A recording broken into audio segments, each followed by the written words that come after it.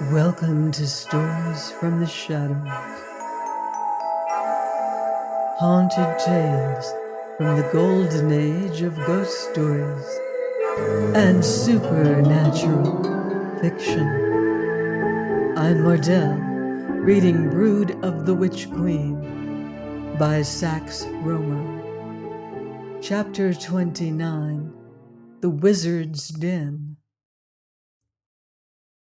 Robert Cairn entered a photographer's shop in Baker Street. You recently arranged to do views of some houses in the West End for a gentleman, he said to the girl in charge. That is so, she replied after a moment's hesitation. We did pictures of the house of some celebrated specialist. For a magazine article they were intended. Do you wish us to do something similar? Not at the moment, replied Robert Cairn, smiling slightly. I merely want the address of your client. I do not know that I can give you that, replied the girl doubtfully, but he will be here about 11 o'clock for proofs, if you wish to see him. I wonder if I can confide in you, said Robert Cairn, looking the girl frankly in the eyes. She seemed rather confused. I hope there is nothing wrong, she murmured. You have nothing to fear, he replied, but unfortunately, there is something wrong, which, however, I cannot explain. Will you promise me not to tell your client, I do not ask his name, that I have been here or have been making any inquiries respecting him? I think I can promise that, she replied. I am much indebted to you. Robert Cairn hastily left the shop and began to look about him for a likely hiding place from whence, unobserved, he might watch the photographers. An antique furniture dealer's some little distance along on the opposite side attracted his attention. He glanced at his watch. It was 10:30. If, on the pretense of examining some of the stock, he could linger in the furniture shop for half an hour, he would be enabled to get upon the track of Ferrara. His mind made up, he walked along and entered the shop.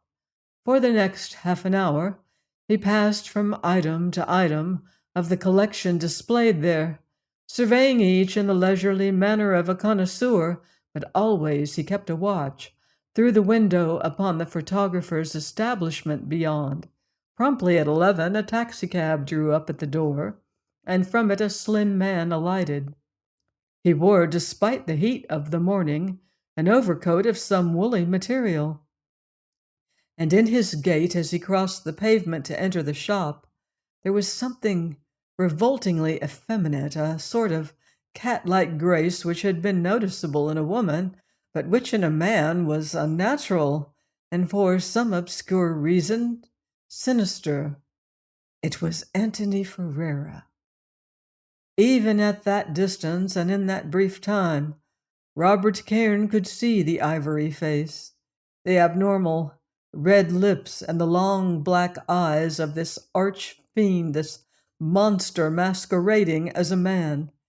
He had much ado to restrain his rising passion, but knowing that all depended upon his cool action, he waited until Ferrara had entered the photographer's.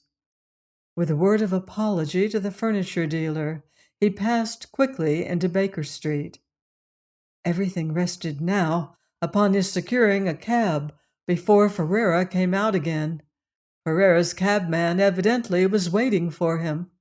A taxi driver fortunately hailed Cairn at the very moment that he gained the pavement, and Cairn, concealing himself behind the vehicle, gave the man rapid instructions.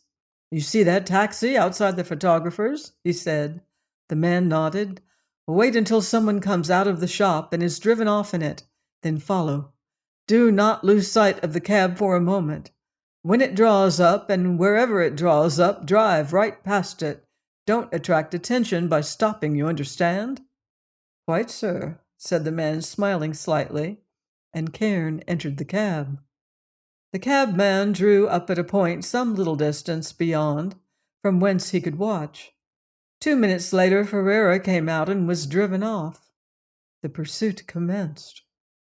His cab ahead proceeded to Westminster Bridge, across to the south side of the river, and by way of that commercial thoroughfare at the back of St. Thomas Hospital, emerged at Vauxhall. Thence the pursuit led to Stockwell, Herne Hill, and yet onward towards Dulwich. It suddenly occurred to Robert Cairn that Ferrara was making in the direction of Mr. Saunderson's house at Dulwich Common, the house in which Myra had had her mysterious illness, in which she had remained until it had become evident that her safety depended upon her never being left alone for one moment. "What can be his object?" muttered Cairn. He wondered if Ferrara, for some inscrutable reason, was about to call upon Mr. Saunderson.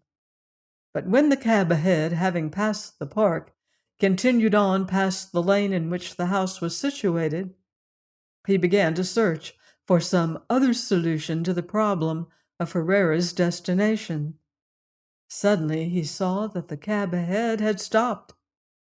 The driver of his own cab, without slackening speed, pursued his way. Cairn crouched down upon the floor, fearful of being observed. No house was visible to right nor left, merely open fields, and he knew that it would be impossible for him to delay in such a spot without attracting attention. Ferrara's cab passed. "Keep on till I tell you to stop," cried Cairn. He dropped the speaking tube and, turning, looked out through the little window at the back. Ferrara had dismissed his cab. He saw him entering a gate and crossing a field on the right of the road. Cairn turned again and took up the tube. "Stop at the first house we come to," he directed. "Hurry." Presently a deserted-looking building was reached, a large, straggling house which obviously had no tenant. Here the man pulled up and Cairn leapt out. As he did so, he heard Ferrara's cab, driving back by the way it had come. "Here," he said, and gave the man half a sovereign. "Wait for me." He started back along the road at a run. Even had he suspected that he was followed, Ferrara could not have seen him. But when Cairn came up level with the gate through which Ferrara had gone, he slowed down and crept cautiously forward. Ferrara, who had by this time reached the other side of the field, was in the act of entering a barn-like building, which evidently at some time had formed a portion of a farm. As the distant figure opening one of the big doors disappeared within, "The place of which Myra has been dreaming," muttered Cairn. Certainly, viewed from that point, it seemed to answer externally to the girl's description.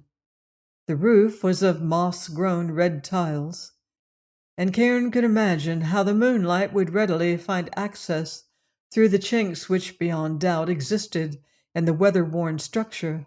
He had little doubt that this was the place dreamt of or seen clairvoyantly by Myra, that this was the place to which Ferrara had retreated in order to conduct his nefarious operations. It was eminently suited to the purpose, being entirely surrounded by unoccupied land. For what ostensible purpose Ferrara had leased it he could not conjecture, nor did he concern himself with the matter. The purpose for which he actually had leased the place was sufficiently evident to the man who had suffered so much at the hands of this modern sorcerer. To approach closer would have been indiscreet, this he knew, and he was sufficiently diplomatic to resist the temptation to obtain a nearer view of the place. He knew that everything depended upon secrecy. Antony Ferrara must not suspect that his black laboratory was known.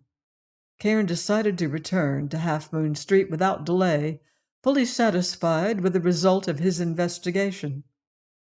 He walked rapidly back to where the cab waited, gave the man his father's address, and in 3/4 of an hour was back in Half Moon Street. Dr. Cairn had not yet dismissed the last of his patients. Myra, accompanied by Miss Saunderson, was out shopping, and Robert found himself compelled to possess his soul in patience. He paced restlessly up and down the library, sometimes taking a book at random, scanning its pages with unseeing eyes, and replacing it without having formed the slightest impression of its contents. He tried to smoke, but his pipe was constantly going out, and he had littered the hearth untidily with burnt matches when Dr. Cairn suddenly opened the library door and entered. "Well?" he said eagerly. Robert Cairn leapt forward. "I have tracked him, sir," he cried. "My God, while Myra was at Saunderson's, she was almost next door to the beast.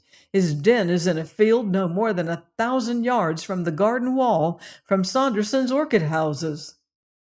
"He is daring," muttered Dr. Cairn, but his selection of that site served two purposes. The spot was suitable in many ways, and we were least likely to look for him next door, as it were. It was a move characteristic of the accomplished criminal. Robert Cairn nodded. "It is the place of which Myra dreamt, sir. I have not the slightest doubt about that. What we have to find out is at what times of day and night he goes there." "I doubt," interrupted Dr. Cairn, "if he often visits the place during the day. As you know, he has abandoned his rooms in Piccadilly, but I have no doubt, knowing his sybaritic habits, that he has some other palatial place in town. I have been making inquiries in several directions, especially in certain directions." He paused, raising his eyebrows significantly. "Additions to the Zenana?" inquired Robert. Dr. Cairn nodded his head grimly. "Exactly," he replied. "There is not a scrap of evidence upon which legally he could be convicted. But since his return from Egypt, Rob, he has added other victims to the list." "The fiend!" cried the younger man. "The unnatural fiend!" "Unnatural is the word. He is literally unnatural. But many women find him irresistible.